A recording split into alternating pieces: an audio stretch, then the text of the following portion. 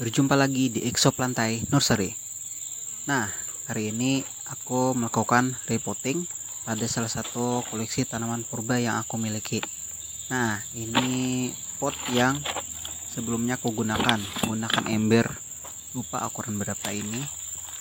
Nah, ini sudah saya bongkar. Jadi rencananya mau saya tanam langsung ke tanah. Nah, tanaman ini bernama Angiopteris epecta atau paku raja.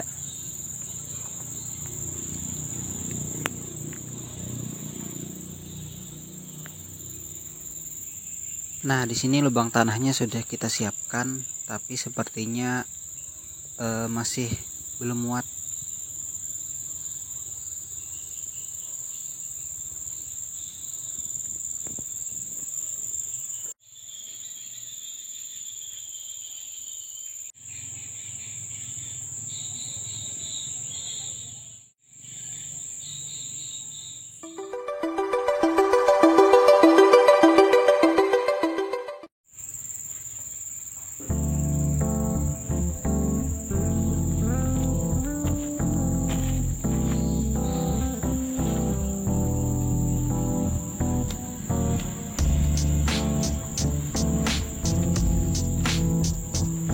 Nah, jadi di sini aku coba gali lagi permukaan tanahnya agar tanaman dapat muat saat kita tanam kembali. Nah, jadi kembali tentang Angiopteris epecta ini, kenapa disebut sebagai paku raja atau king fern?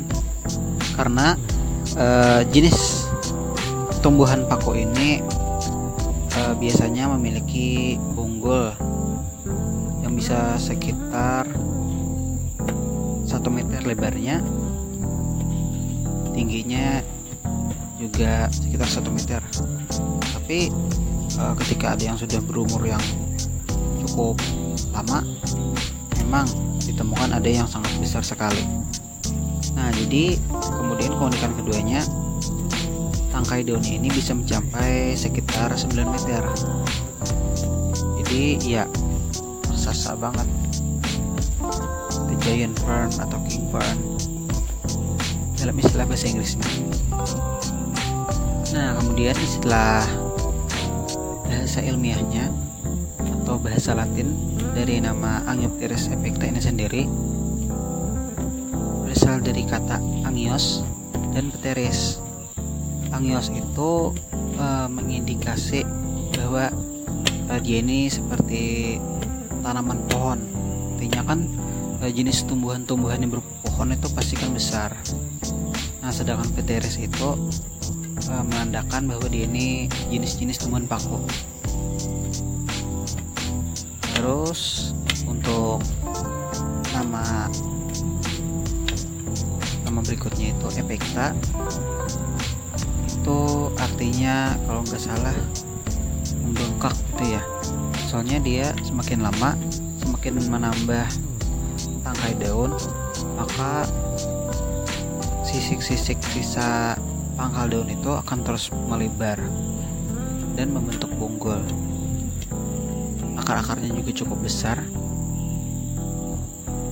dan panjang. Hal ini untuk menopang tubuhnya yang sangat besar itu.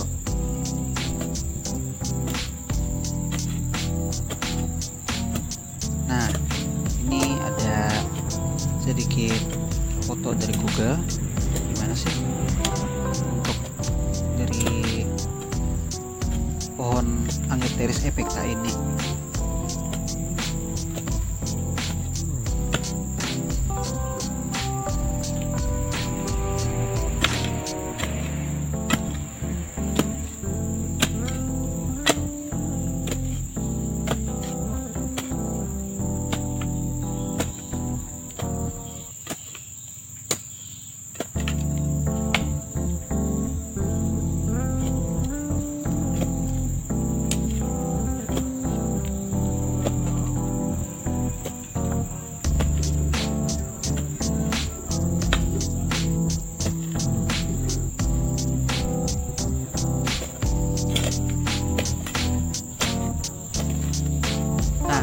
Jadi bisa dilihat kan gimana ukuran tumbuhan ini kalau dia sudah mencapai ukuran yang maksimal dan kondisi yang sehat tentunya. Kemudian tanaman ini menyukai tempat yang teduh dengan cahaya yang ya tidak terlalu berlebih lah, dan juga kondisi tanah yang lembab. Biasanya banyak ditemukan di daerah-daerah lereng gunungan yang memiliki banyak pohon-pohon besar. Jadi dia ini sebenarnya berada di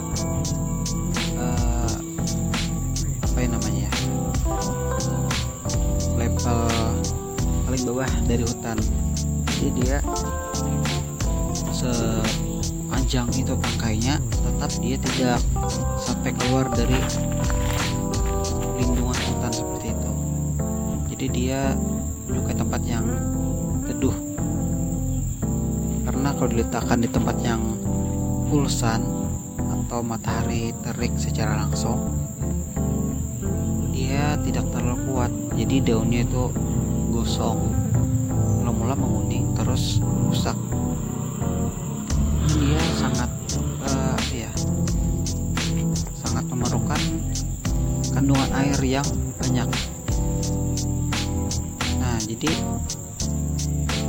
dia seringkali ditemukan di tebing-tebing tanah, di tepi-tepian sungai, terutama sungai-sungai yang tertutupi oleh pohonan-pohonan.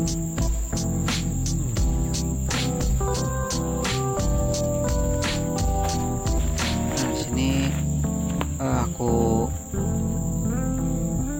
posisi lagi agar terlihat seimbang posisi bonggolnya.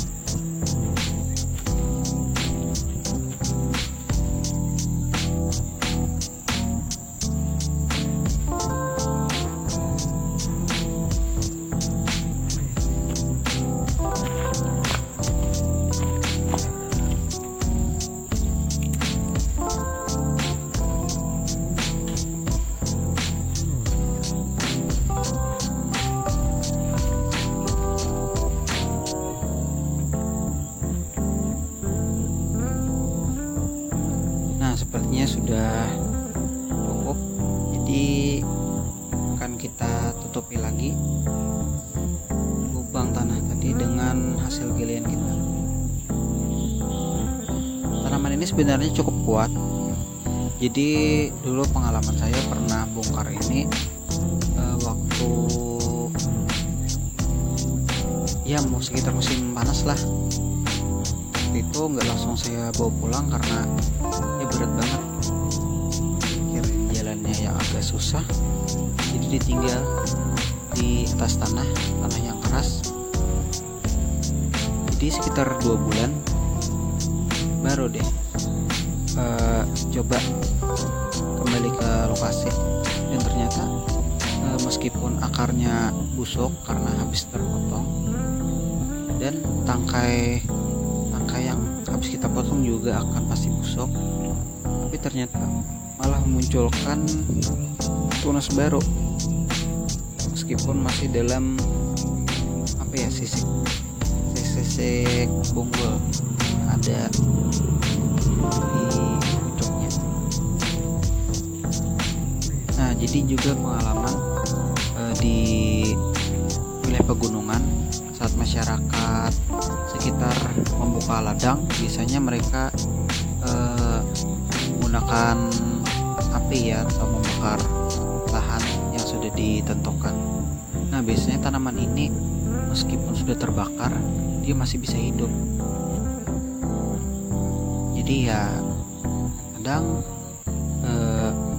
saya ambil lah, bawa pulang terus saya tanam kembali. Di samping juga memang saya hobi koleksi tanaman-tanaman aneh ya seperti ini. Jadi ya gak apa-apa lah, coba aja gitu. Nah, sudah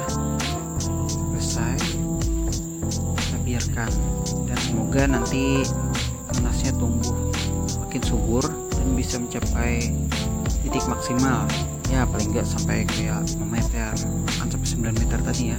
Soalnya tadi saat menggunakan pot baskom ukuran itu paling besar lah untuk aku. Nah itu ternyata tangkainya cuma sampai 2 atau 3 meteran saja, dan akar sudah sebenarnya penuh. Nah jadi pertumbuhannya tidak maksimal lagi. Nah jadi dengan seperti ini semoga dia makin subur.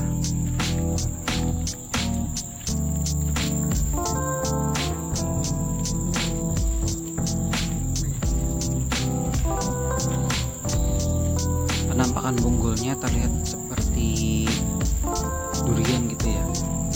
Nah jadi itu ada sisik-sisik dimana nanti akan keluar di sini.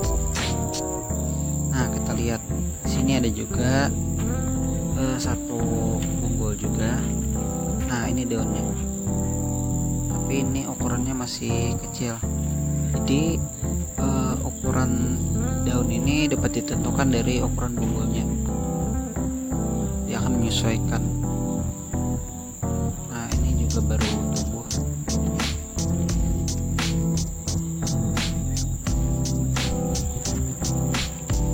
Nah sekian dulu ya pembahasan kita tentang tanaman ini. Sekalian juga melakukan penanaman kembali di lahan agar dia tumbuh maksimal. Sampai jumpa dengan video lainnya. Bye bye.